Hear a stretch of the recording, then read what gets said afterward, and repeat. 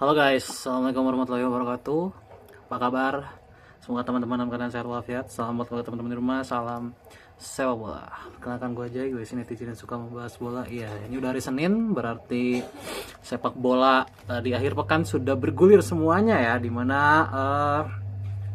langsung aja dari klub favorit gue pastinya Liverpool yang akhirnya mencatatkan kemenangan lagi setelah 3 hasil buruk sebelumnya ya, dan Arne Slot memang sudah diancam untuk dipecat kalau menelan kekalahan lagi di 3 game berikutnya.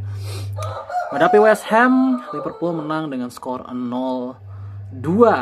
Yang buat gue happy juga Isak dan Wirtz yang selama ini bermain jelek.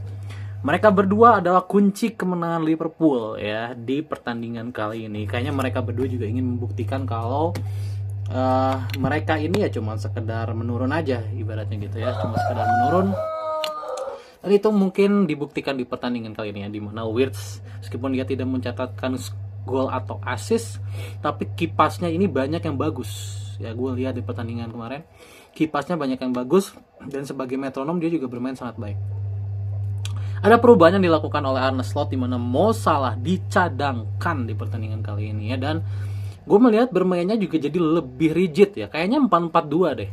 Ya, kalau kelihatan dari patternnya kayaknya 4-4-2 yang diturunkan atau 4-3-2-1 kayaknya ya. Jadi gue ngelihat Gakpo itu tidak bermain melebar, dia bermain lebih ke tengah. Tapi masih di kiri, tapi lebih ke tengah, jadi lebih inverted. Kayaknya 4-3-2-1 dan Wirtz bermain di belakangnya Alexander Isak yang menjadi starter ya, dan Liverpool hanya dapat gol lewat Isak. Ya, Alexander Isak meskipun dia di pertandingan ini lagi-lagi menurut gue bermain jelek ya, tapi Isak akhirnya berhasil membuka keran golnya untuk Liverpool di Liga Inggris ya. Which is lah, semoga ini menjadi modal kepercayaan diri yang bagus buat Alexander Isak. Dan gol kedua diciptakan lewat serangan balik ya. Lewat serangan balik di akhir pertandingan. 2-0 Liverpool sementara naik ke peringkat 8 klasemen, di bawah MU ya, posisi MU 7 Liverpool 8. Tapi we'll see ya, karena Arne Slot ini diberi target 3 kemenangan ya, karena lawan berikutnya juga sebenarnya bukan lawan yang sulit ya, Sunderland dan Leeds ya. Sunderland di kandang sendiri, Leeds di kandang lawan, harusnya bisa lah sapu bersih ya. Oke, itu dari Liga Inggris. Oh ya, masih ada satu pertandingan lagi mungkin yang rare untuk dibicarakan, yaitu Chelsea versus Arsenal, dimana Arsenal banyak tampil tanpa pemain intinya ya. Gyökeres nggak main, Odegaard nggak main, dua center backnya juga nggak main, Saliba, kemudian Gabriel nggak main. Sementara Chelsea main tanpa Cole Palmer ya, sisanya masih pemain inti. Dan Chelsea sudah mendapat musibah di menit 38 kalau nggak salah, Caicedo dikasih kartu merah ya. Dan ya kalau melihat pertandingan kemarin memang setelah Caicedo keluar, pertandingan full untuk Arsenal ya. Namun sayang Arsenal cuma bisa menciptakan 1 gol yang menyamakan kedudukan. Jadi skor 1 sama Chelsea dan Arsenal, dan hasil ini membawa Arsenal tetap kokoh di puncak dengan selisih 5 poin dari Chelsea ya. Chelsea di peringkat kedua. Kemudian MU menang 2-1 atas Crystal Palace ya. Dan sisanya tidak ada yang mengejutkan. Kita ke Spanyol, Real Madrid harus tergusur dari pucuk setelah imbang dengan Girona. Nih what happened ya Madrid. Tapi memang dari kemarin sudah diprediksi bahwa Madrid akan menurun. Kenapa? Karena ketegangan di ruang ganti mereka.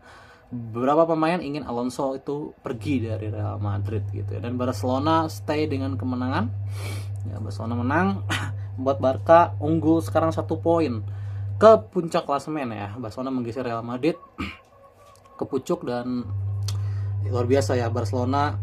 Mereka meskipun sedikit keteteran di tengah-tengah, tapi mereka tuh still konsisten ya, tidak yang mereka tuh menurun terus, pasti mereka tuh selalu naik lagi, ada turunnya lagi, naik lagi gitu ya. Semoga ini bisa dipertahankan ya, karena jujur performa tim-tim Spanyol juga di Eropa sedang tidak baik ya. Berarti memang kualitas liga mereka ini lagi menurun. Jadi mudah-mudahan Real Madrid ataupun Barcelona bisa on track ya, bisa stabil di liganya juga ya, karena ini kelihatan berpengaruh ya di Eropa. Oke, kemudian di Serie A juga ada big match Roma versus Napoli yang dimenangkan oleh Napoli, yang membuat Napoli naik ke puncak klasemen menggeser AS Roma ya, dimana gol tunggal diciptakan oleh Scott McTominay kalau nggak salah ya, Scott McTominay yang bikin gol ya. Ya, dan keren ya Napoli ini, mereka meskipun sudah juara kemarin, mereka ini bisa dibilang tim baru ya, tim yang baru jadi tim besar gitu ya, tapi mereka tuh konsisten sekali gitu, tidak menurun seperti Atalanta ya. Atalanta kan cuma sekali naik habis itu tuh drop.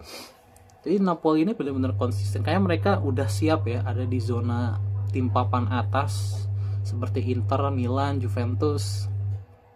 Ya mudah-mudahan Serie A bisa kembali lagi ya seperti dulu, seseru dulu gitu ya, dan di Eropa juga bisa melawan ya, karena di Eropa lagi-lagi mereka tidak melawan. Inter pun akhir-akhir ini menurun, jadi we'll see ya di sana akan seperti apa. Kemudian Kevin Dix ya, klubnya Kevin Dix, Borussia Mönchengladbach ditahan imbang oleh tim peringkat kedua Bundesliga RB Leipzig ya, nah, skor 0-0, dan ini another clean sheet untuk Kevin Dix. Good job ya untuk Kevin Dix, karena dia konsisten sekali mainnya, dia lagi-lagi main full 90 menit. Ini benar-benar aset yang, menurut gue aset yang paling berharga timnas Indonesia tuh ada 3 sih yang sekarang ya. Pertama Kevin Dix, kedua Jay Itzes, ketiga Emil Audero. Kayaknya 3 pemain ini mudah-mudahan ada di performa yang konsisten ya. Begitupun Sassuolo, meskipun Sassuolo takluk ya sebenarnya 0-2 dari Como kalau nggak salah ya. Tapi Itzes lagi-lagi bermain 90 menit. Kemudian Cremonese juga takluk ya, meskipun takluk tapi Emil Audero juga mainnya 90 menit juga. Jadi mudah-mudahan 3 pemain ini bisa stay, karena nanti di Maret kita punya turnamen ya. Kita ada turnamen yang nanti diadakan oleh FIFA ya, turnamen kecil-kecilan. Mudah-mudahan semua pemain ini bisa fit ya, dan bisa ada di kondisi yang 100% supaya target kita menyentuh 100 besar di tahun depan ya, FIFA 100 besar itu bisa terwujud ya. Kemudian Ole Romani juga udah comeback lagi ya, bermain meskipun belum bermain dari awal, masih sebagai pemain cadangan, tapi ya setiap matchnya dia diberikan menit yang bertambah terus. Kemarin 7 menit, sekarang dari 7 menit 78, 12 atau 13 ya, 13 menitan. Which is melihat Romani sudah kembali cukup lega ya, karena kalau ternyata ngelihat potensi striker kita yang kita punya, tidak ada pemain yang selevel Romani di sektor striker. Jadi cukup mengkhawatirkan ini depan ini, meskipun kita punya Romani ya. Mungkin untuk level Asia Tenggara ya Romani ada di atas kelasnya ya, tapi kita kan sudah berbicara level Asia ya. Kalau untuk level Asia gue rasa Romani doang nggak cukup gitu, harus ada pemain yang selevel sama dia. Jadi we'll see ya, apakah PSSI akan mencari lagi pemain-pemain lain, karena kayaknya kalau ngelihat rumor yang ada, kayak stok pemain kita udah mulai menipis ya. Sudah kayak banyak dari pemain-pemain muda keturunan kita yang memilih untuk tetap stay di Belanda atau stay di negara lain. Jadi kita lihat ya, apalagi negara-negara yang mungkin budayanya afiliasi sama kita gitu ya, kayak Cape Verde, Suriname, kemudian Belanda gitu ya, Curaçao gitu ya.